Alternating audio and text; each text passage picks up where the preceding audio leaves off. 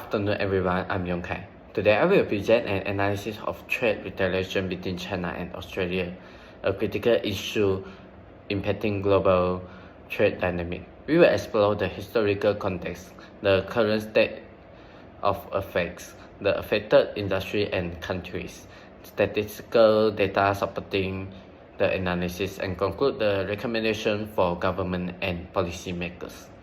First, I would like to introduce about the historical of the issue.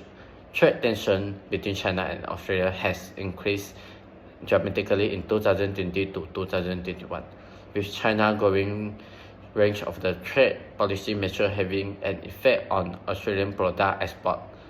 Trade measures that apply from China during 2020 to a large number of major Australian exports, such as coal, wine, seafood and barley.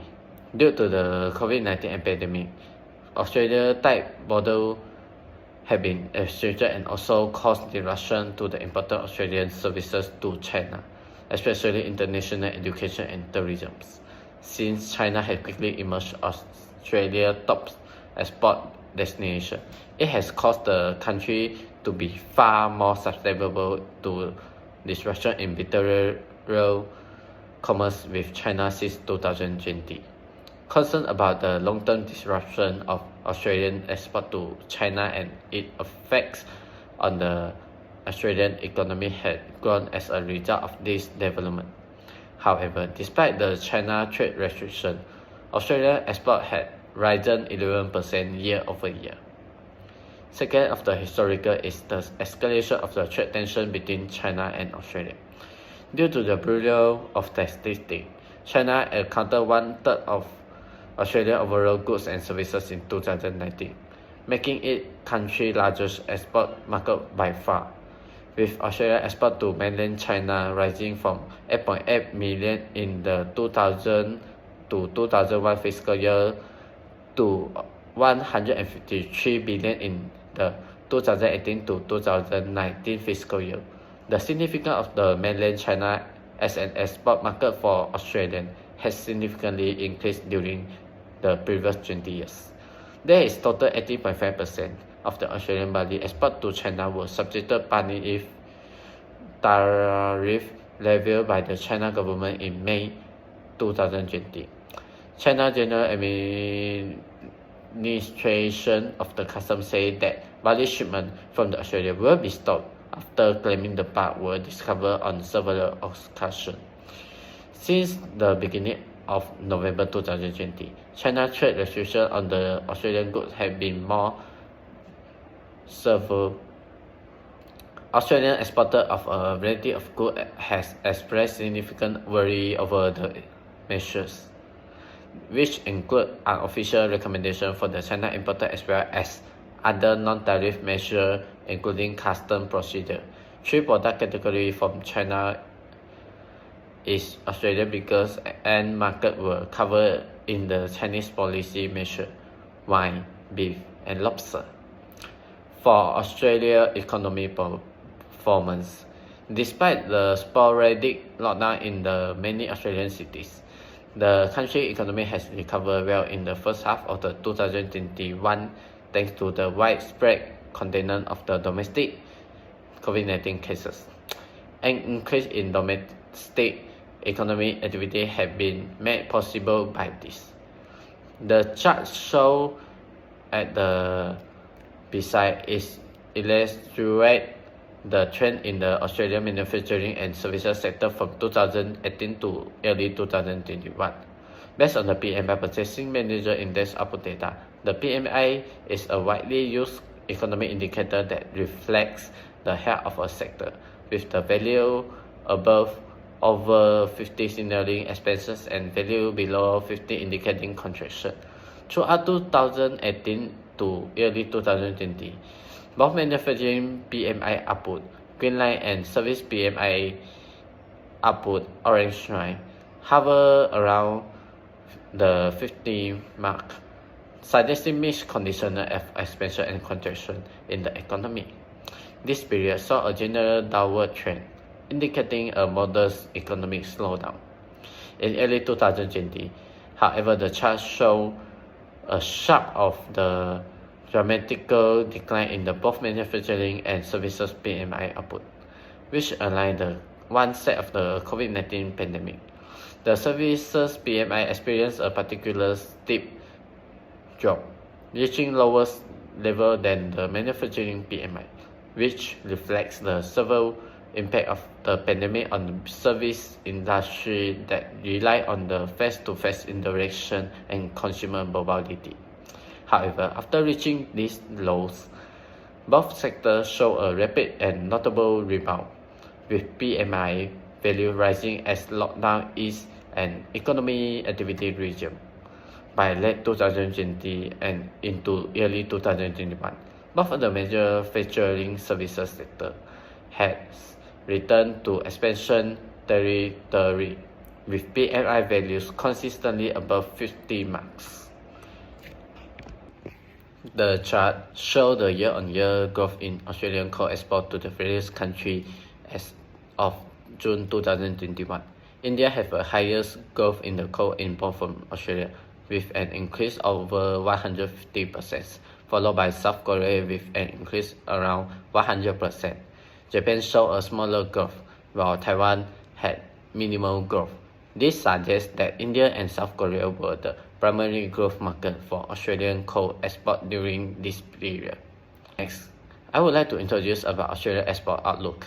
Australian export industry faced increasing vulnerability due to the high concentration export to the specific markets, which heightened the risk of disruption. Although direct retaliatory trade measures are unlikely, many Australian industries are actively seeking to diversify their export destination to mitigate the risk. Australia has also lodged complaints with the World Trade Organization (WTO) against China regarding anti-dumping duties on Australian wine and barley, indicating a commitment to protecting its trade interests. Meanwhile, iron ore export has shown robust growth and coal exports are diversifying, particularly toward markets such as India and South Korea, reducing dependency on a single market. Now, I would like to introduce about the current state of the affairs of this issue.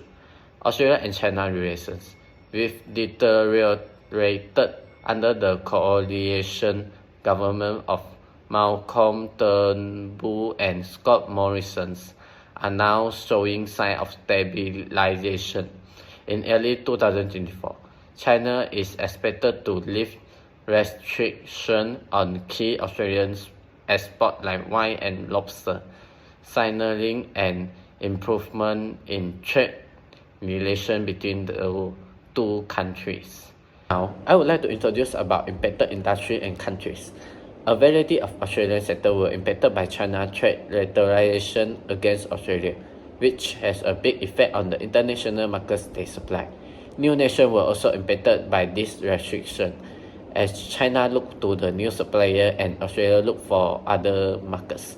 An outline of the impacted nation and industry is provided below.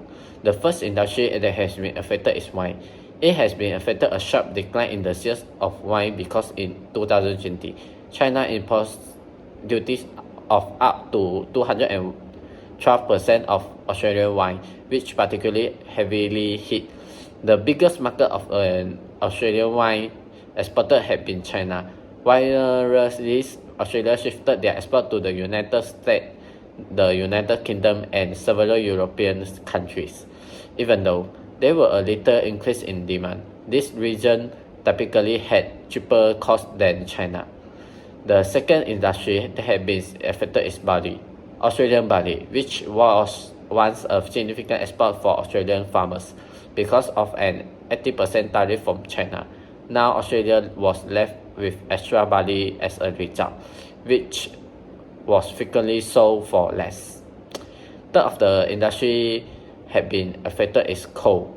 Australian coal exports were significantly reduced when China unofficially stopped importing Australian coal, leaving shipments stranded at Chinese ports.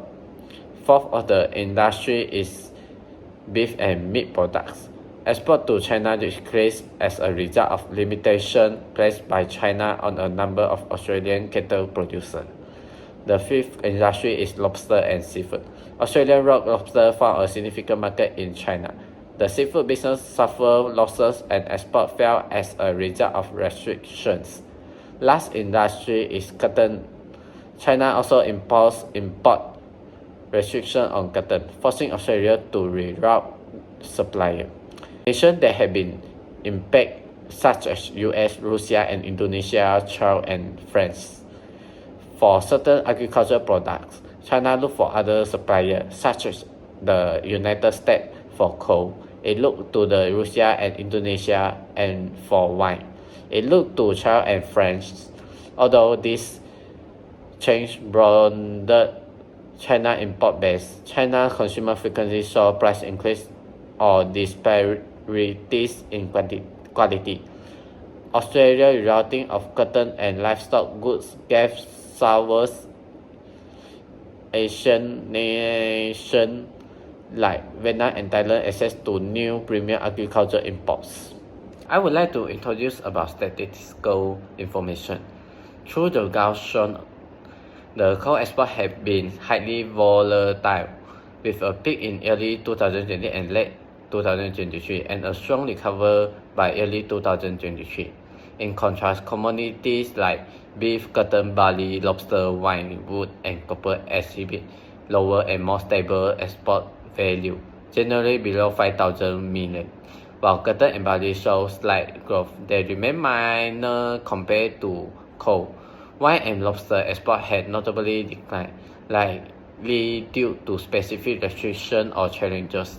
Non-coal commodities overall show modest fluctuation, underscoring coal's unique instability among Australian exports.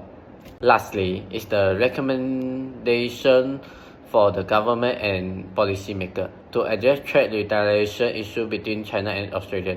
A multifaceted approach could be recommended for government policy and makers. Here is some recommendation to mitigate tension and foster for a stable trade relationship. First of the recommendation is re-engage diplomatic communication, create communication. To address and diffuse trade concern, regular high-level meeting can be reinstituted, clearing up misconception, addressing issues and negotiating solutions for contentious trade policy can all be accomplished through diplomatic channels. To resolve certain trade disputes, both nations may want to think about enlisting impartial international agencies or groups such as World Trade Organization. Thank you.